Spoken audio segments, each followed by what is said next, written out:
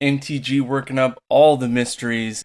I think I solved this one though. Pretty interesting clues that they're trying to give you. Don't get distracted by the obvious choices here.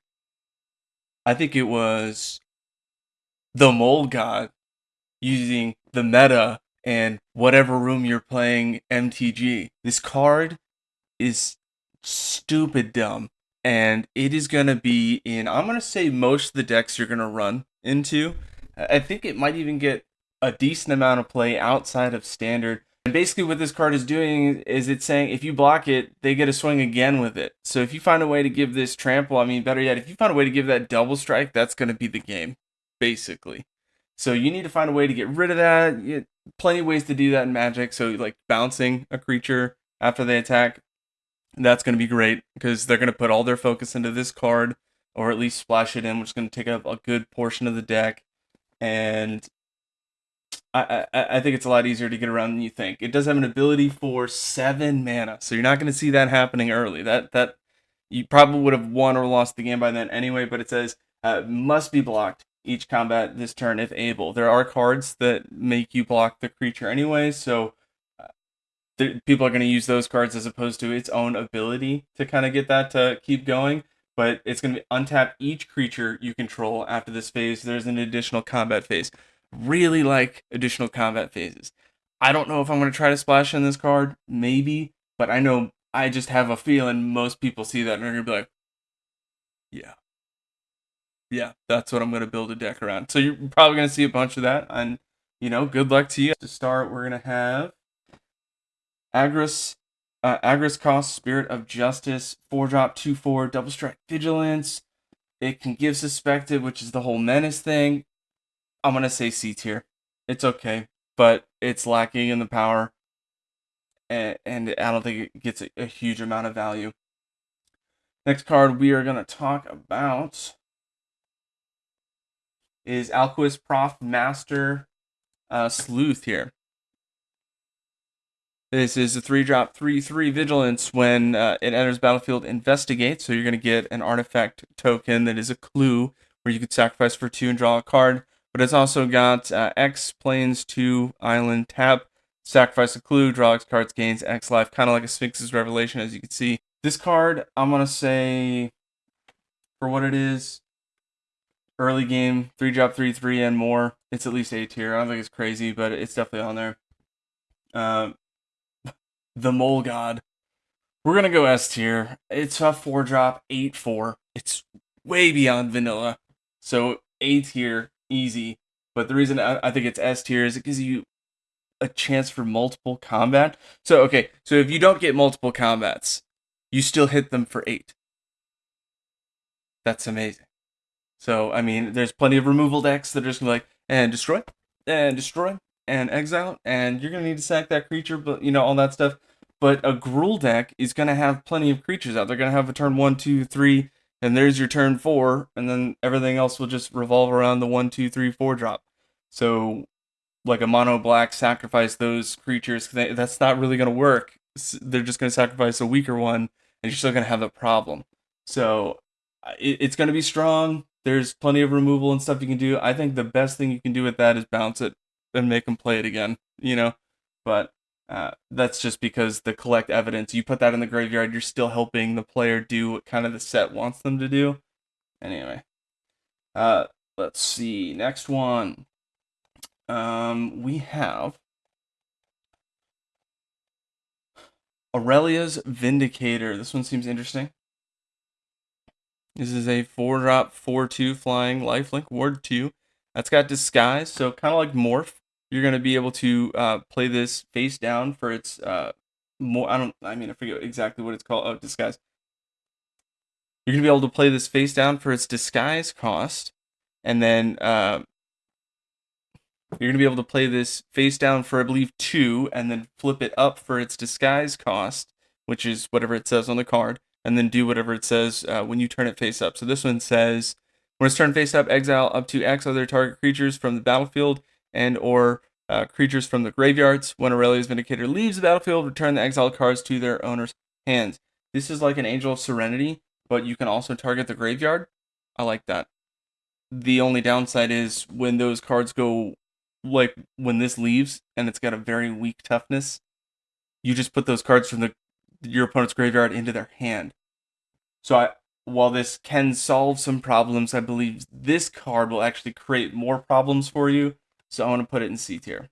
And again, it's not even vanilla. I mean, 4-drop 4/2, and then it's got flying, lifelink, ward 2. Okay, I get that, but at the same time, I don't think it's worth it. So we'll see. Next one is this one's interesting. This one is Conspiracy Unraveler. 7-drop. This is the problem. It's a 7-drop. So like nobody's gonna play this unless you cheat it out somehow. So it's a 7-drop 6/6 flyer. Collect evidence 10 rather than pay the cost of a spell you cast. So put this in a mill deck. Mill out put it in like an is it mill pitch card kind of deck where you are discarding a card and like paying 2 to draw 2 more cards. So you're constantly getting that flow of stuff into the graveyard. I'm still getting value. I'm not missing my land drops either, and I can play the stuff that I'm pitching, or I can use the stuff that I'm pitching to play more stuff. So you might see something like that. It's not a legendary, so you can have multiple. Maybe people use this. I really like the idea. I think that's awesome. The collect evidence 10 though, pretty steep. We'll see.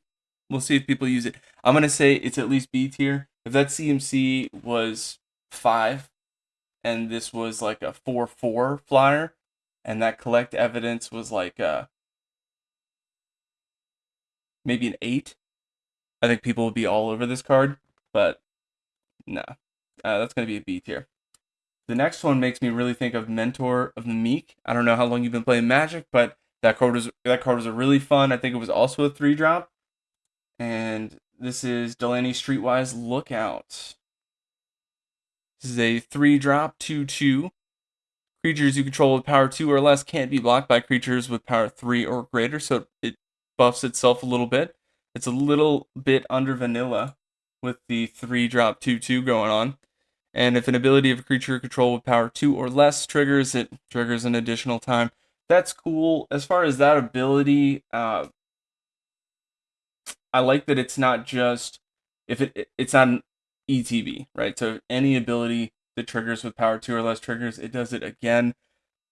So I think that could be very useful. We'll see if anybody plays this.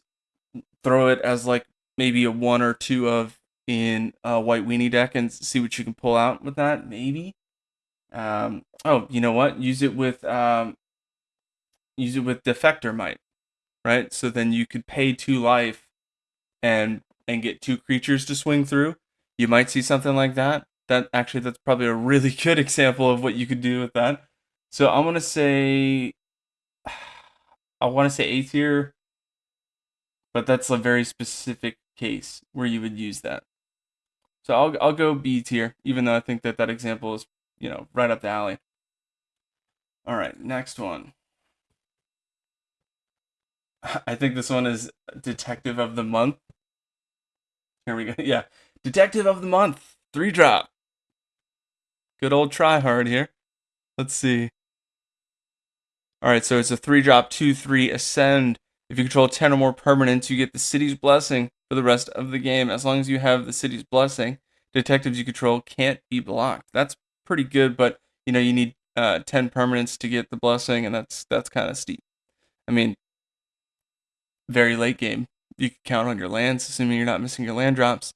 Whenever you draw your second card, each turn create a 2/2 white and blue detective creature token. That's kind of neat. Because over enough time, that could help you. But I'm going to say C tier. Actually, I think that is a rare. So we will do rare mentions. That got mixed up in there. This is Descana, the Rage Mother.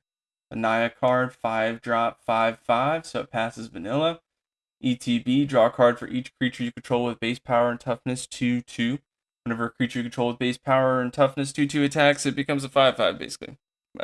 Gets +3/+3. I think this is awesome. I really like this card. A tier, easy. All right, next.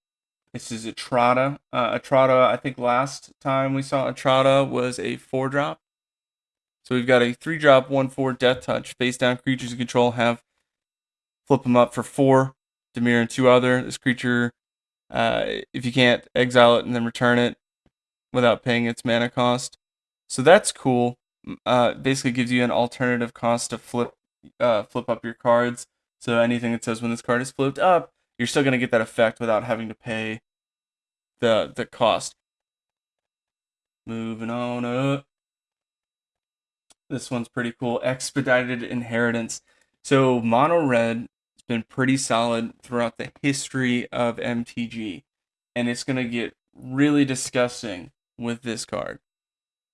Expedited Inheritance is a 2-drop. Yes, it is specific mountain, but whenever a creature is dealt damage, its controller may exile that many cards from the top of their library. They may play those cards until the end of their next turn. That last sentence is crucial. And they play those cards until the end of their next turn. Gives them so much time. You're not going to miss land drops. It's going to encourage the board state to attack constantly. It's not helping you. It's not putting stuff in your graveyard. I think this is going to be a very interesting card. Clearly S tier. So it'll be interesting to see what people do with this. But for sure, S tier. All right, next one. Interesting commander for like a Boros commander. Feather Radiant Arbiter. This is a 3-drop 4/3 flying lifelink. I already like this card. Boros on another planes. That's a very specific CMC, but I think it could be done. The fact that it's flying lifelink, wow. Okay, so it's already better than its vanilla by far. It says whenever you cast a non-creature spell that targets only this, you may pay. You may choose any number of other creature spell could target and pay 2. So basically, if I buff this with Monstrous Rage, that's a 1-drop, I could pay 2, right? And so this would be turn 4, and I could do Monstrous Rage and pay 2 and target another creature with this. And then what else does it say? If you do for each of those creatures, copy. Yeah, so you just copy it. But it's good. You can spread out the value of your cards. Interesting. I like it. I like the artwork. I like that it's a Boros card. It's got a lifelink. It's awesome. I'm gonna say S tier, and I know you're all gonna disagree with me on that. That's fine. Like I said, I'm biased to Boros. Everybody likes what they like. Okay, don't hate me for it. Next one. I think this is a mythic rare. No, this was a rare. A little hard to see on some of these images here, but as far as the rare mentions, I'll definitely talk about this too. I've got all of the rare mentions after it starts with Aurelia down here. So those are the rare mentions that I was really trying to pull out. But we'll talk about this one. Follow the Bodies is a 3-drop. It's got Gravestorm. Gravestorm is awesome. I have it in my Legacy deck. I use Empty the Warrens. I use Skirt Prospector. I'm basically just pumping out goblins. It's got multiple different turn 1 wins, so I'm trying to win before my opponent can even play anything. One of the cards I have on the sideboard, which I use Burning Wish to fetch sorceries off the sideboard, but one of them has Gravestorm, and since I'm sacking a bunch of goblins, I basically can just exile my opponent's deck before they actually get to play their first turn, which is hilarious. But so this one's got Gravestorm, so however many creatures went to the graveyard, investigate, and so you get that many artifacts. The reason I pulled this up in the list is just because I think Gravestorm is a very interesting ability you don't see a lot of, and the fact that they put it in the set, we'll see what they do with it. Oh, this card. Ooh, this card's gonna be played so hard. This next card is awesome. It is a dragon. A lot of people like dragons, especially when you first started playing. I mean, when I first started playing, I was like, yo, let me make an angels and dragons deck. That's what I wanted. As rough as a combo as that was, that's what I wanted to do. Incinerator of the Guilty. Oh, cool. It's got a little case file image here. This isn't the normal image. This is alternate artwork. I'm not sure how I feel about him yet. We'll see. I think it's cool because the whole clue thing, that's what people wanted to do. As far as designing these, I'm sure. But it's flying trample, 6/6 for 6, passes vanilla. You got flying, you got trample. That's a huge value add. But then you've got this. It says, when it deals combat damage to a player, you may collect evidence X. When you do, it deals X damage to each creature and each planeswalker they control. So it's not gonna board wipe. It's just gonna hurt your opponent's board state, and that the value, ooh, S tier, definitely S tier. Love seeing that. Love seeing that. It'll be interesting to see what they do. Now, I think my CMC curve ends at 5 with Elspeth, but I mean, maybe a splash and a 6-drop. With my deck, usually I'll win turn 4, turn 5, like early mid game. I'm not trying to make the game go too long because of what's out there right now, but hopefully people can mix that in because I think that card's awesome. All right, next one is Intrude on the Mind. This is a 5-drop. Reveal the top 5 cards of your library and separate them into 2 piles. Your opponent picks one, puts in your hand, the other one goes into your graveyard. Then you will create a 0/0 Thopter artifact creature token with flying and put +1/+1 counter for each card put into your graveyard this way. So it's interesting because your opponent wants to put cards in the graveyard, but the more they do, the more of a board state they're giving you. I think that's why this is a mythic. I forget the card that this is off of. It's off of a Jace ability, I think, or it might have been the card before the ability. But there's a Jace where you kind of separate into 2 piles. I think it was Jace Architect of Thought. Might be wrong on that one, but that was a very fun card, Planeswalker to use. This, I'm gonna say, it's S tier. It's very high CMC, but it's instant speed. That makes it incredibly valuable. Blue waits to play. So let's say that mid game you draw short of what you're trying to play and you pass the turn. This is a huge value add in between plays like that. Next one is another commander card. This one's pretty interesting. It might be a Naya build. I don't know. Maybe. Naya's got a lot of really good options already, if I had to say. 2-drop, 2/2. Whenever a creature you control that was turned face up this turn deals combat damage to a player, draw a card, and then tap. Turn target face down, attacking creature you control face up. This is really interesting because you're gonna swing, right? So I've got, I guess I'll say concealed cards, and I swing with them.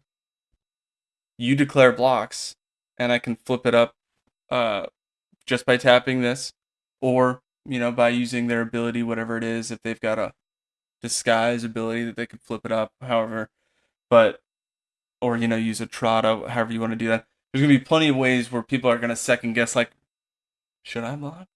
I don't know. Instead of just blocking innately. So, interesting to see. 2-drop, 2/2 passes vanilla. Very specific ability. So I'll go A tier. I don't think I want to say B tier, but it's just so extremely valuable for what it's trying to do. You'd have to use it in like a detective deck, but it will be very good in that deck. Next, we got the Planeswalker of the set. If you've been watching the MTG news segments that I put out, one of the first ones I talked about was how they're trying to make it so it's just one Planeswalker a set, which is cool, but not cool. Because if you've been playing, I haven't been playing extremely long. Scars of Mirrodin till now. I started then. Planeswalkers were great to see. I loved it, and it helped kind of make a lot of different style decks. My fear is that people with one Planeswalker are just going to do a set based around the Planeswalker and like branch off from only that. But we'll see what happens. Let's see. We didn't see many decks with Quintarius Khan. I threw it in mine, and it was fun to play with the whole Discover mechanic. That was really big. But I didn't see a crazy amount of people doing that. Kaya Spirit's Justice 4-drop. 3 loyalty counters. Whenever one or more creatures you control and or creature cards in your graveyard are put into exile, you may choose a creature card from among them. Until the end of turn, target token you control becomes a copy of it, except it has flying. That's very cool, right? Because with all of these collect evidence mechanics, you're going to be exiling a bunch of stuff from your graveyard. So if it's a creature, So whenever one or more creatures you control or creature cards in your graveyard are put into exile, you may choose a creature card from among them until end of turn. And all right, so great. So if somebody exiles your creature and you have her out, you basically get you get to make a copy of it with flying. So Orzhov definitely going to be a thing here. I think people are definitely going to be using that. +2 is Surveil 2, exile card from a graveyard. +1, create a 1/1 white and black spirit creature token with flying. -2, exile target creature you control for each other player. Exile up to one target creature that player controls. Ooh, oh god, ew, what? You're gonna immediately get a board state swing. I'm gonna exile mine. Oh wait, now I've got a token of it, and I'm gonna exile whatever problem you have in your board state. This is S tier, S tier for sure. That's gonna be hard to play around. We'll see what people do. Right. Next one here. This one is, I believe that's the, is it Artifact?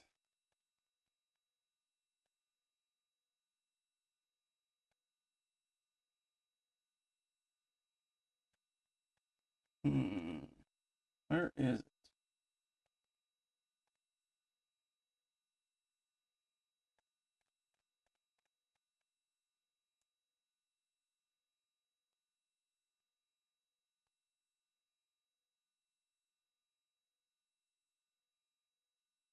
Oh, it's right here. Kylox Volt Strider. This is the vehicle artifact. 3-drop 4/4. Collect evidence 6. That's pretty steep. Collect evidence. I don't like that. I don't think people are going to use it just because that's so steep. But it becomes an artifact creature until end of turn. When it attacks, you may cast an instant or sorcery spell from among cards exiled with it. If that spell would be put into a graveyard, put it into the bottom of its owner's library instead. The only reason I think that people might play it is because Collect Evidence 6 is very much a burn and control style thing. So as you're doing that mid to late game, you'll really see the effect of this. All those cards exiled are probably, people are probably going to stack them underneath of it, and then just have a pile of things to choose from. It's only a creature when you crew it, so that will help protect it from board wipes. So, I mean, it's a cool card for what it is. You need to invest a lot to get a lot of value out of it instead of it just giving you a bunch of value by playing it. So I'm going to say, I kind of want to say A tier, but I don't think a lot of people are going to play it, so B tier. Crew 2, though, now that I think about it, Crew 2, I'm going to give it A tier. If that was Crew 3, B tier. Crew 2, now that I think about that again. Alright, next one. Next one is a Dimir card. And this looks like it's part of the commander set.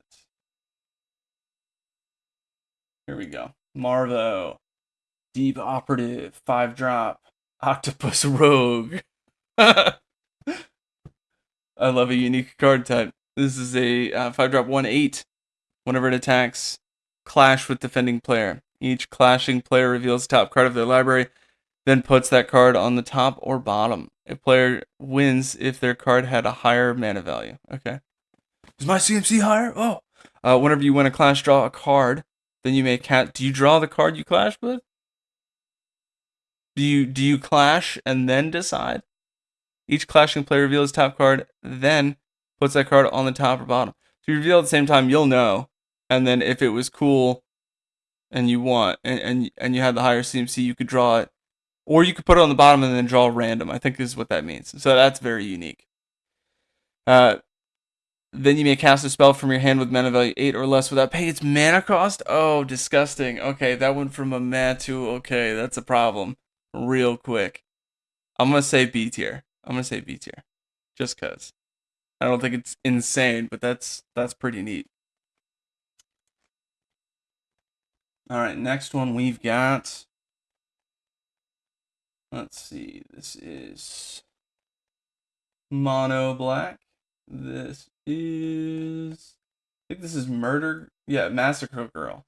Okay, so Massacre Girl, known killer, is a 4-drop 4/4 menace. creatures you control have Wither, so it's like Infect, but no poison counters. So you're going to deal damage in the form of -1/-1 counters. Very strong mechanic. Okay, the just to whittle down your opponent's board state is very strong. If you're using anything with Proliferate, and they're going to keep getting more -1/-1 counters, as you see with a lot of Infect decks, that's going to be a really big problem. And it's a 4-drop 4/4 menace. Awesome. What's the last thing it says? Whenever a creature an opponent control dies, if its toughness was less than 1, so if you kill it by withering, draw a card. Awesome. S tier. Easy. That's insane. You're going to see a lot of that, I'm sure. Malek's back. This was... this is an older card from Ravnica, but looks like he's got some work done. This is a 5-drop. Power toughness star. Is power toughness equal to 3 times the number of instant and sorcery cards in your graveyard. The only downside to this card is the fact that there is a lot of graveyard removal at this point, and the players are they're ready for it. They're attuned to graveyard removal, so they know that that's needed in the meta, and so that's people are already using that, and their sideboards are packed for it. So if they see this, they're just going to sideboard what they're already sideboarding. It's not going to cause like a problem for them. But it is cool. The first instant sorcery spell you cast each turn costs 3 less. 5-drop mid-game. Is it's going to be able to play it because they're definitely going to be controlling the board state to get to that point. I'm going to say A tier. I like the artwork. The ability is cool. It definitely fits Is It. So, like, it's good, but it's not crazy. Okay. Next one, back down to the commander list here. This one is Mirko Obsessive Theorist. This is a 3-drop, 1/3 flying vigilance. Whenever you surveil, put a +1/+1 counter on it. There is another card that surveils each turn. It's basically you've got these enchantments that are like, they call them case studies. So instead of sagas, you've got a case study. And the sagas went this turn, next turn, the turn after that, right? They go in order. The case studies, you got to reach certain benchmarks. You got to get the clues in a certain way to progress, which seems like a bad thing, but some of them help you perpetually, right? They're going to help you each turn, right? And so cards that help you in perpetuity are insanely awesome. And I think that a lot of people are going to use those in interesting ways. This card could benefit. The other one, like I was saying, there's like a step 1 is each turn you surveil.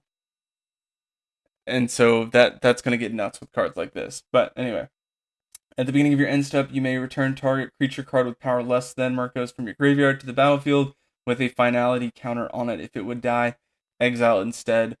Very interesting mechanic. It's pretty solid. I don't think it's crazy good, but I'm going to say B or A tier. I'm going to go A tier. A lot of really great cards in this set. All right, next one. Also in the commander section. This one is Morska. Morska Undersea Sleuth. This is a Bant card, 2/3, no maximum hand size. At the beginning of your upkeep, investigate. You get a clue that sack for 2 and draw a card. Whenever you draw your second card each turn, put 2 +1/+1 counters on it. Very interesting. Not flying. It is blockable. A lot of Merfolk cards. And this isn't a Merfolk, though it looks like it. It's a Vidalcan. But a lot of those kinds of cards have unblockable. And I don't see that here. So I'm going to say this is a C tier. Interesting mechanic. Very specific CMC. I don't think a lot of people are going to play it, though.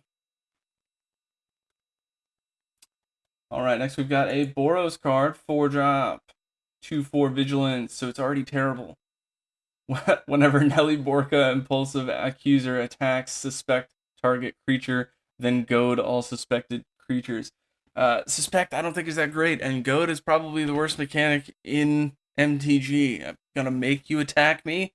That part of the game is like bluffing people, so it's like, oh, I thought you were gonna attack me. Like you gotta bluff them to attack you to kind of get value in the board state sometimes, and making them do it just doesn't seem smart to me.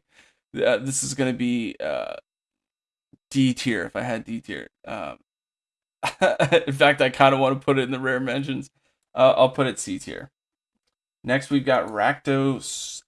Rakdos before, I think the last Rakdos we saw was a 4-drop, very specific CMC. It was like a 6/6 flyer, and it did a bunch of crazy stuff. This one is a 6-drop 6/6 flying trample. I think the last one was also flying trample. But this one says at the beginning of your end step, target opponent may sacrifice 2 non-land, non-token permanents. If they don't, you draw 2 cards. I like it. I think this is a strong card. At the beginning of your end step, they may sacrifice. If they don't, you draw 2 cards. So you're just going to draw a bunch of cards. If they don't have a board state, then you're just going to swing across. It's a solid card. I don't know if it's S tier because it's high CMC. You literally play it and get value, though. It's a tough call.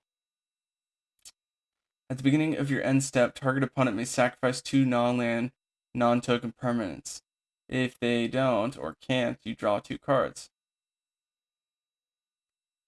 I kind of want to say S tier. Just because I think it's way better than the last Rakdos. Kind of want to say A tier, though, because I think a really good card doesn't have a high CMC. We'll go S tier. Okay. Alright, yeah, here's the last Rakdos I was talking about. 4-drop, 6/6. Can't cast it unless an opponent lost life. Flying trample. Creature spells cost 1 less for each 1 life your opponent's lost this turn. That one I think was way better. Actually, come to think of it, this is like an S tier Rakdos, even though it's very hard to play. This one, 6-drop, passes vanilla, flying trample. Nah, I'll keep it S tier. Alright, next one. This is another commander card, so we'll hop back down to the commander section. And here we go. Sophia. Dog Detective. Banth +1. It's a 3/4 ETB. Create a legendary 2/2 green dog detective creature token with trample. Named Tiny. So 1-drop, sacrifice an artifact token. Put a +1/+1 counter on each dog you control. There was a secret lair that just dropped that sold out very, very quickly, almost immediately. I think I read that was cats and dogs. So you got to pick. Are you a dog fan? Are you a weird cat person? And this would go great with the dog deck. So I'm gonna say this is dogs are better than cats. A tier. Oh, there we go. All right, next one. This one's pretty interesting. This is a defender card, mono green, I believe, and basically you can pay a very high ability cost to make it attack. Let's see. Pride of the Hulklad, 11 CMC. Oof. It's 2 power, 15 toughness, which is pretty neat. And it says the spell costs X less to cast, where X is the toughness of creatures you control. So you'd have to build up to it so that 10 does get chipped away pretty quickly. It's got defender. Oh, okay. The ability is island. So this is more of a Simic card, but pumpable. Until end of turn, target creature you control gets +1/+0. Gains whenever this creature deals combat damage to a player. Draw cards equal to its toughness. So you could pump that twice for 8. And there's plenty of cards that make abilities cost less. So maybe you do something with that. So maybe you could do this twice for 4 if you had some reduction in the spell's ability cost. Whenever this creature deals combat damage to a player, draw cards equal to its toughness. If you want to draw 30 cards, you could do it once and draw 15. That's crazy. And it could attack as though it didn't have defender. So it's basically let me draw a lot. I mean, if you can find a way to make it do its toughness as its power, which there's plenty of cards that can do that, at least legacy cards, that could be very interesting. but we'll see. I mean, it's C. I'm gonna go C for crocodile. All right, next, what do we got?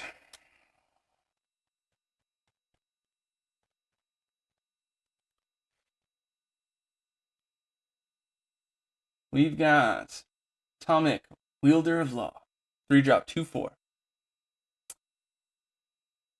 Affinity for Planeswalkers. So if you've got Super Friends, you might be able to splash in this creature, though I'm not sure why you would if you were playing Super Friends, but either way. Flying Vigilance. Whenever an opponent attacks with creatures, if 2 or more of those creatures are attacking me, or attacking you or Planeswalkers you control, that player or that opponent loses 3 life and you draw a card. It's okay. It's not amazing. Affinity for Planeswalkers seems interesting, but I think that's a useless ability because most people aren't going to have a crazy amount of Planeswalkers, let alone by turn 3. Flying Vigilance for 3. That's cool. 2/4. You know, we're up on the defense, we're down on the power. I'm going to say that's like a sliding vanilla. Whenever an opponent attacks with creatures, I don't know. I'm going to say B tier. This next one is awesome. Okay, the Tristani sisters. Okay, so Tristani tree. The okay, Tristani Tree Whispers. This is a 3-drop Selesnya card. It's a 4/4 for 3. I already love it. And you can pump it to give it Death Touch, Vigilance, or Double Strike. And not just this creature. It says target creature. So you can give Death Touch, Vigilance, or Double Strike. You're gonna see this and the Mole God together. Turn 3 this, turn 4 Mole God, turn 5 Mole God Double Strike. And you're gonna block it, otherwise it's 16 damage, and if you block it, it's gonna hit you again. Like, you're probably gonna see something like that. Naya is gonna be very strong. S tier for sure. S tier. Oh yeah. Next one. This is an enchantment. So many good cards in this set. It's crazy. Undergrowth Recon. 3-drop. At the beginning of your upkeep, return target land card from your graveyard to the battlefield tapped. I mean, it's like Crucible of Worlds. That was a 3-drop artifact, lets you play lands from the graveyard. This is at the beginning of your upkeep, return target land card from your graveyard to the battlefield tapped. I like it because it's telling you to do it, and it does not count as you playing a land from your graveyard. So play this with Crucible of Worlds, pitch your lands, pitch a bunch of cards and play from the graveyard, do like some sort of collect evidence, or just lots you can do with that. I'm gonna say this is A tier because it's mono green loves ramp, and it's giving you more ramp. It's like giving you exactly what your color needs. All right, not that many left here.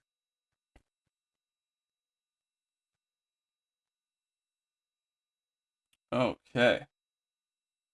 Urgent Necropsy. Urgent Necrop. This is hard. Urgent Necropsy. Close enough. This is a 4-drop. As an additional cost to cast this spell, collect evidence X, where X is the total mana value of permanents this spell targets. Destroy up to 1 target artifact, 1 target creature, 1 target enchantment, and up to 1 target planeswalker. Interesting. Collect evidence X, where X is the total mana value of permanents this spell targets. Okay. I mean, for 4, it does clean house, but it does require a bunch to do it. There is a rare that requires, it's like a board wipe that requires you to collect evidence. It's a mono black card. So this seems interesting. I like that it's instant speed though, and the other one I just referenced is sorcery speed. I'm gonna say B tier. It's interesting. Don't get me wrong. I think for a Golgari card, that's insane. We'll see if people play it. We'll see. Vanifar, Evolved Enigma. This is a 4-drop 3/4. At the beginning of combat on your turn, choose one. Cloak a card from your hand, or put a +1/+1 counter on each colorless creature you control. Okay. So if you cloak a card from your hand, it's face down. You don't get to look at it. Oh, wait. You've already looked at it. So cloak a card from your hand, put it on the battlefield face down as a 2/2 creature with ward 2. Turn it face up for its mana cost if it's a creature card. Okay. So I like this. This is great. Each combat, you're going to be able to cloak a card. So, oh, gross. If you mix this with the Mole God and make a rug deck, red, blue, green, you could keep getting combats with your 4-drop. Maybe play this turn 5 while you swing with the 4-drop, and just keep cloaking cards the more that they block. Oh, that'd be disgusting. Oh, but if they board wipe though, that next turn you're ruined. So interesting, very interesting. I'm gonna say A tier, if not S tier. Kind of want to say, actually, I'm gonna say S tier. And the reason I'm gonna say S tier is this one card gives you so much value. And then even if you run out of stuff to play, it's got another value here. Put +1/+1 counter on each colorless creature you control. That's also the ones that are disguised, right? Because they're colorless while they're disguised. I believe that's how that would work. So that's gonna be very interesting. A lot of great cards in this set. Really liking it. Next one is Vampire. Vein Ripper. This is a 6-drop, 6/5 flying. To even target it, you have to sacrifice a creature, which is right up Mono Black's alley. Whenever a creature dies, target opponent loses 2 life and you gain 2 life. It's good, but not amazing. I'll say B tier. Next one is a pretty cool Naya card. This is a wolf. And let's see. Voja, Jaws of the Conclave. Naya and 2 others, but it's a 5-drop, 5/5, Vigilance, Trample, Ward 3. So we're already talking A tier, but is it S tier?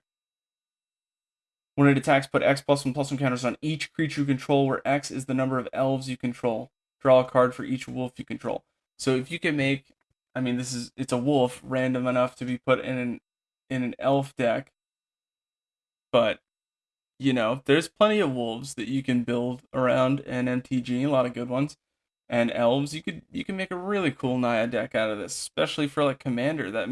It's interesting to have a 5-drop commander. I mean, I've seen people play high CMC commanders.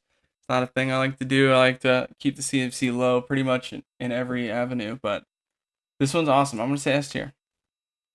All right, now next, those are all the mythics, but next I'm going to go into some of the rares that really blow it out of the water in this set. So first one, I'm biased. I like Boros, and Aurelia is a very cool angel. Like the artworks for Boros cards, I've seen a lot of really cool stuff. This is the first one I saw of Aurelia back in the day. I believe that was Gatewatch. Flying, Vigilance, Haste. Whenever she attacks for the first time, untap all creatures you control. After this phase, there's an additional combat phase. I think that was the first card where I was like, wait, you mean to tell me there's abilities that let me swing again? And if I have double strike, that's crazy. So, always been a big fan since that. This is a 5-drop 4/4 Flying, Vigilance, Haste. When a player attacks with 3 or more creatures, draw a card. And whenever a player attacks with 5 or more, deal 3 damage to each opponent and gain 3 life. So, not amazingly strong abilities, but they're good abilities. I'm saying, like, you get a lot of value out of just this one card. It's not necessarily vanilla, but I like, if you have this in a commander setting, like not even as your commander, but just in the deck, and you've got a bunch of players swinging back and forth, this gives you an incredible amount of value. So that's why I put it in the rare mentions, and we'll put it towards the top. This next one might be the best rare mention. It is a mono green. This is the one I was referencing earlier in the video. It's a 4-drop, but to even target it, you have to collect evidence. So with all the cards that people are going to be using from the graveyard and cards that remove cards from people's graveyard, good luck actually hitting it. This is Axebane Ferox. 4/4 for 4, Death Touch Haste. That's so good. Oh man, this is an S tier rare. But I'll put it up here. Next one, this is one of those cases that I was talking about. Case of the Ransacked Lab. This is 3-drop instant sorcery spells, cost 1 less to cast. To solve, you've cast 4 or more instant sorcery spells this turn. So if you don't want to solve it, just cast 3. Find out, like it's not that crazy. But this, not all of them go away after you solve them. Some of them say solve, sacrifice this, do something. This one doesn't. This one says solved. Whenever you cast an instant or sorcery spell, draw a card. What? Almost say, what, bro? Are you serious? That's really good. That's very good for mono blue or an more so in an Izzet deck. That is very good. That's an A tier rare. 3-drop, only one specific mana to cast. So good. I think the creature is better because board state's always better. But as far as the rares, so far that's the order. Next one is another case enchantment, but it's a 1-drop. I think it was a little bit lower. No. This one's pretty interesting. Case of the Uneaten Feast. Basically, you'll be able to play your creatures from the graveyard. Is the solve thing. So whenever a creature enters battlefield under your control, gain a life. Okay, that's not that good. It's alright. To solve, you gain 5 or more life this turn. You can do that very quickly. There's a lot of life gain decks that can get 5 pretty easy. Solve, sacrifice this case, so you have to get rid of it, but creature cards in your graveyard gain. You may cast this card from your graveyard until the end of your turn. That's the only thing I don't like, is it's just a 1-turn kind of thing. Now, if you could solve it and it stayed and do that, whoo, but I do like it for what it is. Mono white, probably find a way to use that. Cryptic Coat. This is going to be fun. So I mentioned briefly about using the Mole God and putting it in a rug deck. You could use this equipment with that and make it really annoying, even though, yeah, it'll go through. You want them to block, but you could put this on other things. So with Cryptic Coat, 3-drop. Equipped creature gets +1/+0, can't be blocked. It's also got a poppable ability where you could just return this to your hand. So if people are like, I'm tired of that unblockable stuff, and they find a way to target this, to remove this permanent, well, I'm just going to take it back. And it's not a lot. Like, I love that. So it says, when an ETB, cloak the top card of your library and attach this to it. So the card will be a 2/2 with ward 2, so that's the whole cloak thing. And you can flip it up for its mana cost. So good. Oh, man, like, so good. The fact that it basically gives you a creature just by playing this. It's not, you always have that whenever you play equipments that you're like, I'm putting this in my deck to play around other creatures, and what people normally do is they just play around whatever you're trying to equip to. So on the stack, I'm going to use this ability to equip this card to my creature. And right when you do that is most of the time when people are like, oh yeah, I'll go ahead and bounce that creature to your head. And it sucks because you just waste mana and you think that you're like, or, oh, go ahead and exile that creature. It's just annoying to deal with. But this is great because it creates the creature just by playing it, and then it's on the board state, and you get past that step is what I'm trying to say. So this is definitely an A tier rare. I would put it, I'm going to say you get more value from the draw and instant sorcery spells being cheaper. The next one is the best rare in the set. Here's why. Do any of you remember Surgical Extraction? Okay, well, Deadly Cover-Up is a 5-drop. Destroy all creatures, right? So if nothing else, it's a 5-drop mono black, destroy all creatures. Solid. I think that's pretty, I mean, there are some board wipes that are 4. Most board wipes you'll see are 5 drops, especially if it's one color. So it says additional cost to cast a spell, you may collect evidence 6. If evidence was collected, exile a card from an opponent's graveyard. Then search their owner's graveyard, hand, and library for any number of cards with the same name and exile them. So you're surgically extracting something. Uh, that player shuffles and then draws a card for each card exiled from their hand this way. So if you pull it from the library in the graveyard and you pull 3 of them and 1 from their hand, they still just draw 1 card. That's not a very big offset. It's that is probably the best rare as far as board state control and all. Like, there are a lot of great cards in this set, but that is up there. Let me tell you. All right, next one. Oh, okay. This one, I thought it was interesting to note. It's not crazy good. I don't even think this is an uncommon, but I wanted to talk about it. This is a 1-drop. It's the hard-hitting question. I love that name. That's I love the cheesy names, but it's a 1-drop sorcery speed, so it's very slow. But target creature you control deals damage equal to its power to target creature or planeswalker you don't control. Very strong ability. It's like fight mechanic, but you don't get hurt. Love to see that. So I mean, it's an uncommon, but I'll throw it up there. If you're drafting, I don't see a problem with pulling that. I think that's very good board state control. Ooh, actually, as far as it goes with the rares, this is one I definitely wanted to talk about. Here we go. So Lost in the Maze. This is X and 2 blue. Flash, ETB, tap X target creatures, put a stun counter on each of those that you don't control. Very specific wording on there.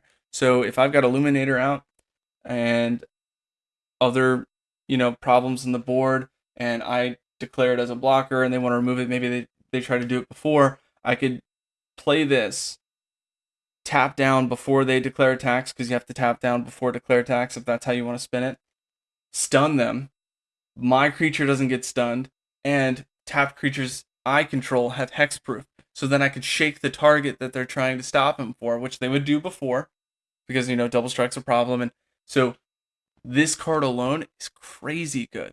It's an enchantment too, so you play it, it stays, and they're stunned. You get value. Illuminator's got connive, so it's just this huge swing. I like that a lot. I will be excited to play that. All right, so Lost in the Maze. I think that is awesome. It is rare, but I'll put it up here. Actually, I'll probably put that ahead of the creature just because I like it a lot. Next one is, I think this is just an uncommon, but it's just a solid counter. This is an Azurius card for Azurius. So 1 white, 1 blue. You're going to counter target spell unless opponent pays 3, I believe is what it was, which is just crazy. Here it is. No More Lies. 2-drop. Counter target spell is to pay 3. If that spell was countered this way, exile it instead of putting it into the graveyard. So it's kind of like a Dissipate, but so good. That's so good. It costs 1 less. Oh, I love that. So good. All right, we'll throw it up there. Next, we've got, let's see, mono blue here.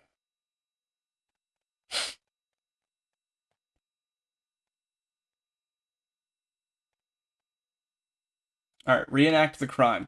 This is a instant speed 4-drop, mono blue. I don't see anybody else playing this but mono blue because there's 4 specific blue in the CMC. Exile target non-land card in a graveyard that was put there from anywhere this turn. Copy it. You may cast the copy without paying its mana cost. Copy doesn't go away at the end of the turn. It's just some instant value, right? So mono blue now has an amazing card against, you don't need to remove their graveyard anymore if you're playing mono blue. You don't need to worry about that, right? Because as soon as somebody puts something in their graveyard, or maybe wait until they target it, right? Like, oh, I'm going to target a Tali in my graveyard. No, you're not. As soon as you do, I'm going to exile it, make a copy of it, and I'm going to get the value out of your entire play. So, very solid mono blue card. Just, whoo, lots of good stuff. I'll put it up there. I think it's not as good as the it's better than the it's up there. All right, the next couple are pretty neat. All right, 10th District Hero. This, I don't know if you remember the level up cards, but they're pretty neat. You're basically gonna level it up once. It costs you. It's a 2-drop 2/3, so it's already past vanilla. I like that. It's 2-drop. Make it a 4/4 and gain vigilance.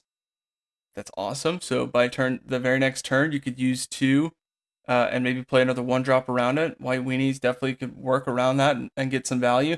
And then you've got a 4/4 vigilance, and that's not until the end of turn. That's what it is now. It's now a 4/4. The turn after that, you pay 3, and it's going to be a 5/5, and other creatures get indestructible. Like other creatures you control get indestructible.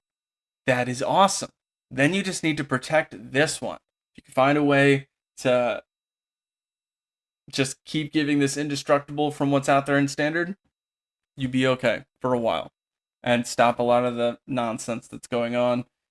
But interesting, low level white card here. I want to say S tier. In fact, I'm gonna say S tier because you can get a lot of value and just work around it with whatever mana you have left over from your turn 3 and 4 plays, and I think you'd be fine with that. And the last one is Boros card. It's an enchantment, and it is, I think creatures get +1/+1. Let me see. Here we go. War Leader's Call. This is a 3-drop. Creatures get +1/+1.